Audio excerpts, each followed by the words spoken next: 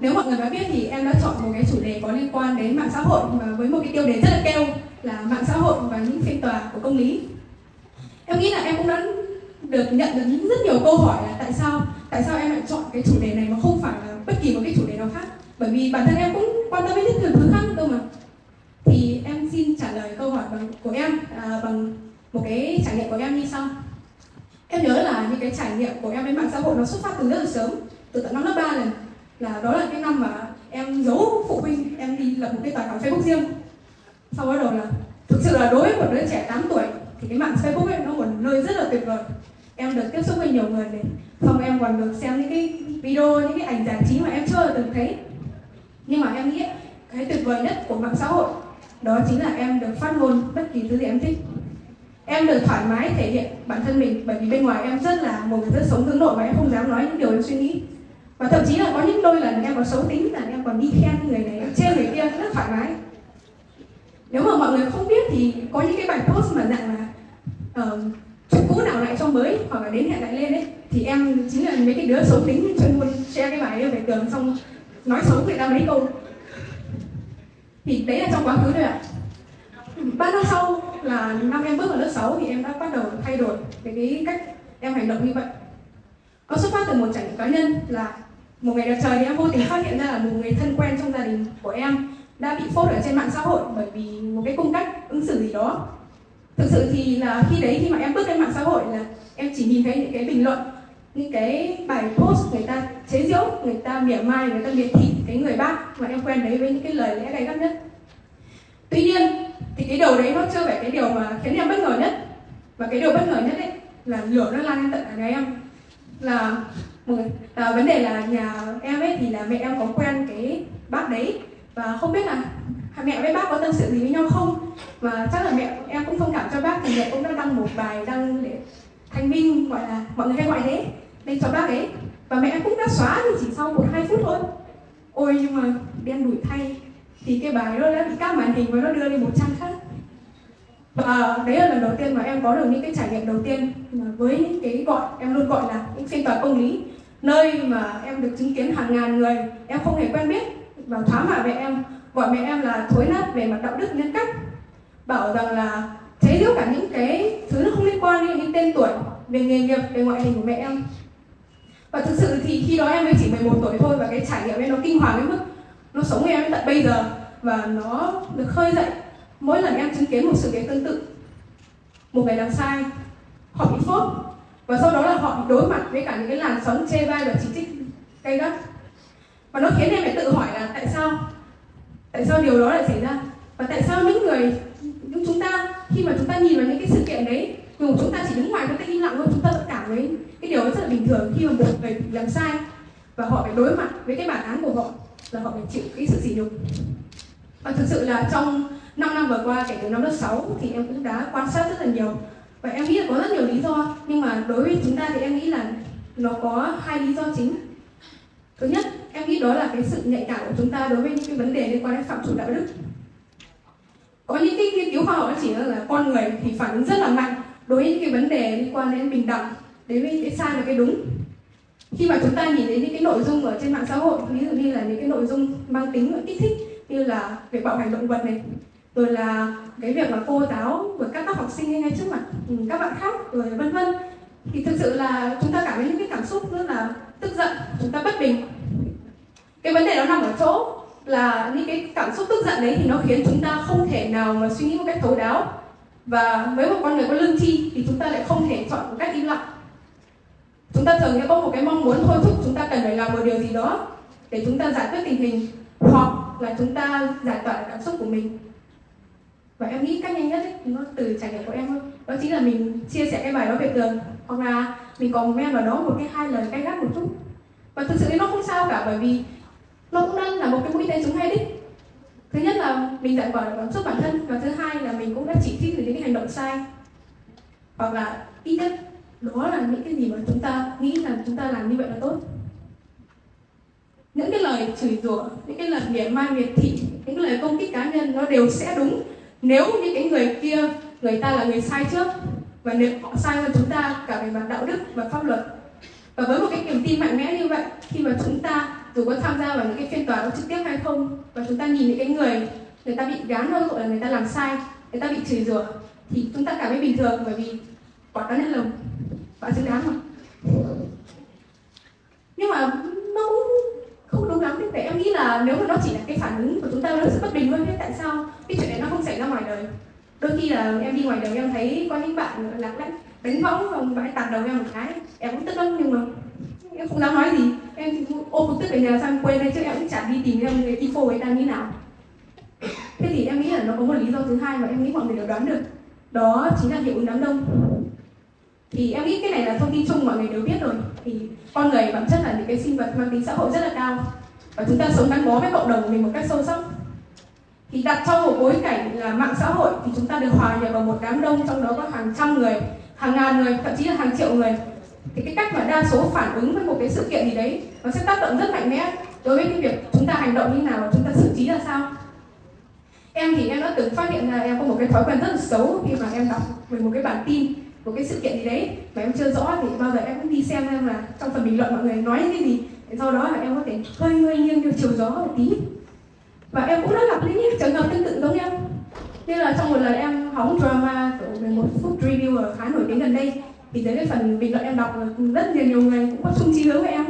với những cái bình luận nó như là: ôi dồi ôi, cộng đồng mạng chửi ai tôi hùa theo, tôi fan part time mà. Anh em chọn phe thì tôi không biết đường. Em nghĩ đấy là những cái câu đùa rất là vô hại thôi. Em cũng đã cười, nhưng mà sau đó em lại cũng giật mình, em cũng nghĩ lại không biết là trong cái vụ việc tương tự thì có bao nhiêu người là fan part time, là anh hùng part time. Và rồi quay trở lại vấn đề, thì khi mà mình đặt vào trong cái bối cảnh mình trong một cái đám đông lớn như vậy, thì chúng ta thường có một cái thói quen là chúng ta đánh mất đi những cái ý thức về trách nhiệm và hành động của bản thân mình. Chúng ta có một niềm tin mãnh liệt là nếu như một người mà nói thì chắc là không có vấn đề gì, nhưng mà nhiều người mà nói thì chắc chắn là cái người bị phốt kia là họ có vấn đề thật. Chúng ta nghĩ rằng là nếu như những người khác cùng làm như thế thì mình làm theo cũng có gì sai đâu ạ. Và nếu mà có lỡ sai thật, ôi dồi ôi, dùng Accolon ai biết được. Và những cái niềm tin đấy nó đã khiến cho cái phiên tòa trên mạng nó diễn ra. Và tại đó thì không phải những bằng chứng xác thực, mà là nơi mà thái độ của đại đa số sẽ quyết định bản chất của một người. Họ đúng, họ sai, họ vô tội hay không có tội, tất cả nó sẽ đều được dựa trên cái ý kiến của cá nhân chúng ta, dựa trên những cái gì chúng ta muốn tin tưởng. Và rồi thì khi những cái phiên tòa họ xảy ra, cái người làm sai họ nhận bản án của chính họ thậm chí là họ bị chế giễu từ năm này sang năm khác, khơi đi khơi lại một cái tội lỗi mà không bao giờ chết, nó cứ mãi như thế. Thì bọn mình cũng cảm thấy đó là một cái quả báo xứng đáng của họ. Em nghĩ về tác động thì nói thật đấy, là về mặt chung thì cái phiên tòa mạng xã hội nó cũng đâu có tệ đâu, đúng không? Nó cũng đã đặt ra một cái tiêu chuẩn đạo đức cho chúng ta về cái việc là chúng ta nên làm gì và chúng ta không nên làm gì. Tuy nhiên em tin rằng là những cái lợi tức thì mà nó đem lại cho chúng ta thì nó lại không thực sự tốt như chúng ta nghĩ. Tại vì thứ nhất, cái phiên tòa mạng đó nó củng cố cho một cái thói quen vô cùng xấu là chúng ta ăn miếng trả miếng và chúng ta xử bằng luật rừng. Em không biết mọi người có biết không, nhưng mà trong rất nhiều văn bản quốc tế và thậm chí là trong luật pháp của chúng ta thì cũng có một điều quy định liên quan đến một cái khái niệm được gọi là suy đoán vô tội. Suy đoán vô tội tức là một người luôn luôn vô tội cho đến khi họ được chứng minh là họ có tội. Tuy nhiên thì ở trên mạng xã hội thì điều này lại không hề xảy ra. Chúng tôi nghĩ bạn làm sai, chúng tôi mắng bạn trước và chúng tôi chờ một lời giải thích từ bạn. Và thế là nó không khác gì là cái việc mà chúng ta đem bị cáo, chúng ta xử chém họ trước, chúng ta trốn họ mất, không chúng ta biết chờ, ôi bạn ơi sao bạn mãi chưa giải thích thế. Và em nghĩ một cái tác động khác đó chính là cái việc mà chúng ta để cho những cái phiên tòa diễn ra, chúng ta đang củng cố, chúng ta đang cổ suý cho cái việc chúng ta giáo dục bằng nỗi sợ, chúng ta củng cố những cái quy tắc, chúng ta củng cố những cái giá trị và chuẩn mực đạo đức bằng cách chúng ta trừng trị, chúng ta miệt thị, chúng ta tẩy chay và chúng ta loại trừ tất cả những người đi ngược lại cái ý chí của chúng ta. Và nó dẫn đến một tình huống là khi mà chúng ta không làm một cái việc gì đấy thì cũng không phải là do chúng ta hiểu được bản chất việc đó là sai, bởi vì chúng ta sợ bản thân mình sẽ trở thành nạn nhân kế tiếp của một cái phiên tòa như vậy. Vậy em nghĩ bây giờ có cái câu hỏi mà mọi người đặt ra là làm sao để chúng ta có thể tránh vào việc tham gia một cái phiên tòa trên mạng như vậy. Em nghĩ là em tin là một cái niềm tin mãnh liệt là 100% khán giả ngồi đây đều biết là cái việc chúng ta tham gia bạo lực mạng, chúng ta phán xét người khác là không hề tốt.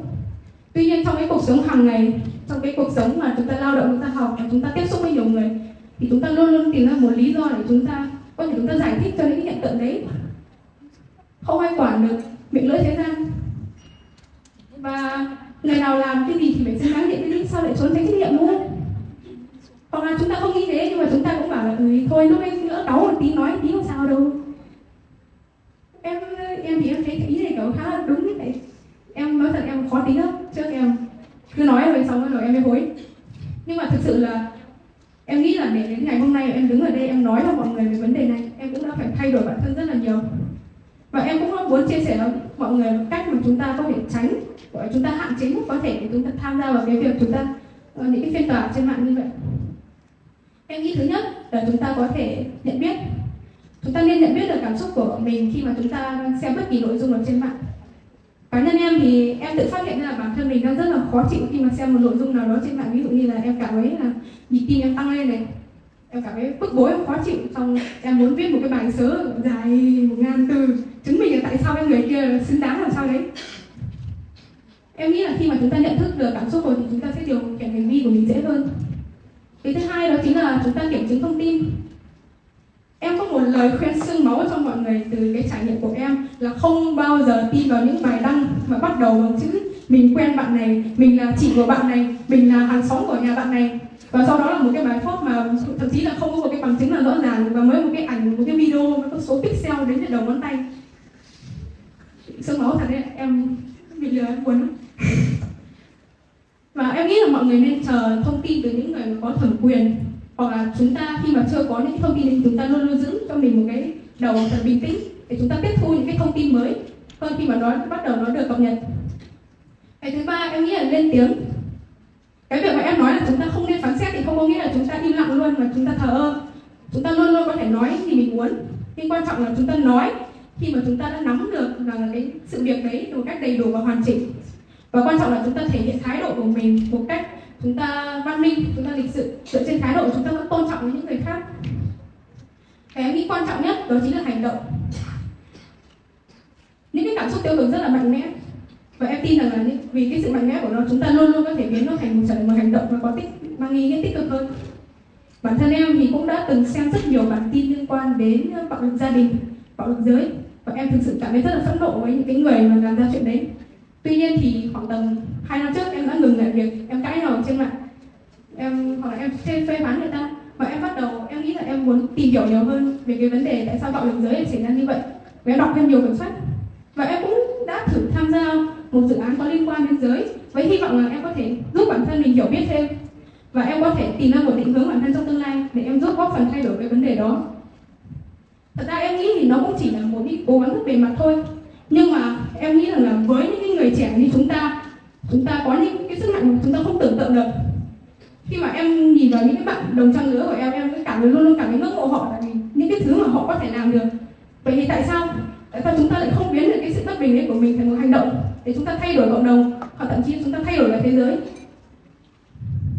Và đến cuối cùng thì em nghĩ là chúng ta cũng có những cái cách giải quyết khác ngoài những cái cách mà em đề cập đến. Tuy nhiên thì em muốn mọi người nhớ là một điều, mặc dù nó rất là cliché, đó chính là hãy luôn dành một vị trí trong tâm trí của mình cho lòng bao dung. Một người có thể rất xấu xí về mặt nhân cách, một hành động có thể sai trái nhưng mà chúng ta không thể chấp nhận được nó dù về mặt đạo đức hay pháp luật. Nhưng mà khi cái cách ứng xử của chúng ta nó dựa trên cái sự văn minh, chúng ta đối đãi với họ vẫn như một con người, thì đó mới là điều làm nên một cái phần rất người trong chúng ta và thực sự giúp cho chúng ta củng cố được những cái giá trị tốt đẹp trong xã hội. Em cảm ơn mọi người.